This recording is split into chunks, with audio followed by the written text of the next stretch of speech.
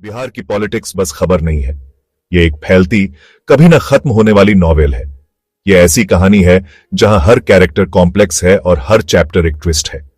India को समझने के लिए आपको बिहार को समझना होगा। ये राज्य एक पॉलिटिकल लेबोरेटरी है। प्रभाव पूरे देश में गूंजते हैं। Caste, development, social justice, identity, हर चुनाव यहां एक फेस्टिवल, एक बैटल और एक रेकनिंग होता है। हर चौपाल, हर यूनिवर्सिटी कैंटीन यहां का पार्लियामेंट है। यह आईना सोसाइटी की स्ट्रगल्स और ट्रायम्फ्स को रिफ्लेक्ट करता है। यह जमीन कभी ज्ञान और साम्राज्य की गढ़ रही, आज भी उसकी गहरी ऐतिहासिक आवाज यहां गूंजती है। इंडिया को आजादी मिलने से बहुत पहले चंपारण की भूमि पर किसान असंतोष सुलग रहे थे। तिनकठिया और जमींदारी ने किसानों को कुचला। अनेकों आंदोलनों का बीज यहां पड़ा। 1929 में सहजानंद सरस्वती जैसे नेताओं ने किसान आंदोलनों को संगठित किया। 1947 के बाद सत्ता कांग्रेस के हाथों आई। डॉ श्री कृष्ण सिन्हा पहला मुख्यमंत्री परामर्श और स्थिरता लाए। कागजों पर जमींदारी का उन्मूलन हुआ, पर जमीन पर बदलाव धीमा था। पार्टी की स्थिरता ने प्रशासन दी, पर विकास अक्सर हाथों से निकलता गया। पावर और इकोनॉमिक नियंत्रण पारंपरिक एलीट के हाथों में केंद्रित रहा। मिडिल क्लास, पिछड़ी जातियों की आकांक्षाएं परवान चढ़ रही थीं, पर नेतृत्व में बाधाएं थीं। लाभ नीचे धीरे धीरे पहुंचे।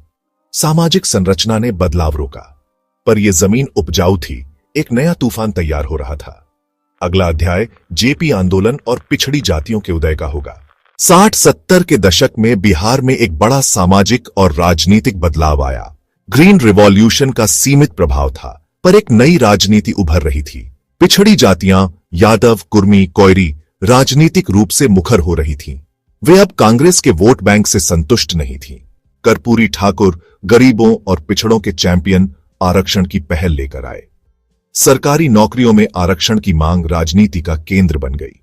1974 जेपी मूवमेंट ने पटना को नेशनल एपिसेंटर बना दिया। छात्रों ने सड़कों को भर दिया। संपूर्ण क्रांति की पुकार गूंज उठी। 1975 की इमरजेंसी दमन ने आंदोलन की सनक को और बढ़ाया। जेपी मूवमेंट ने एक नई जनरेशन लालू, नीतीश, पासवान को जन्म दिया। 1977 का मुकाबला, कांग्रेस का उखाड़ना, यह एक भूकंपीय बदलाव था। यह बदलाव अगले 3 दशकों तक बिहार की राजनीति को आकार देगा। 1990 मंडल आयोग का अमल, 27% ओबीसी आरक्षण सामाजिक ताने बाने को हिला गया। यह दक्षिण उत्तर भारत के सामाजिक मैप में भूकंप जैसा था।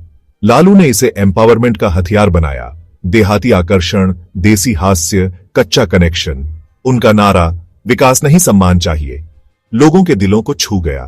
पर यह दौर करप्शन, किडनैपिंग और कानून व्यवस्था के पतन से भी जुड़ा। इंफ्रास्ट्रक्चर उपेक्षित हुआ। स्टूडेंट्स और प्रोफेशनल्स पलायन करने लगे।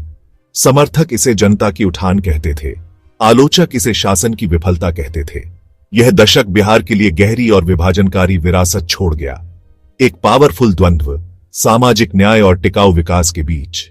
2000 के आरंभ तक लोग थक गए थे। जंगल राज के मुहावरों से जीवन थम चुका था। नीतीश ने सुशासन का मॉडल पेश किया। कानून व्यवस्था, सड़कें, बिजली और स्कूल। सड़कें बनी, बिजली आई, लोगों ने फर्क महसूस किया। स्कूलों में नामांकन बढ़ा। छोटी नीतियां बड़े असर दिखा रही थी। लेकिन राजनीति में लगातार अलायंस बदलते रहे। 2013, 2015, 2017, 2022, 2024 नीतीश के फ्लिप्स ने कास्ट एरिथमेटिक को फिर से सक्रिय किया। हालिया जाति आधारित सर्वे और मंडल का रिवाइवल यह दिखाते हैं राजनीति फिर से पहचान के इर्द गिर्द घूम रही है। इंडिया के लिए सबक, विकास, सामाजिक न्याय और आइडेंटिटी साथ जरूरी है। बेहतर भविष्य का रास्ता अक्सर घुमावदार और अप्रत्याशित होता है। बिहार की कहानी अभी जारी है।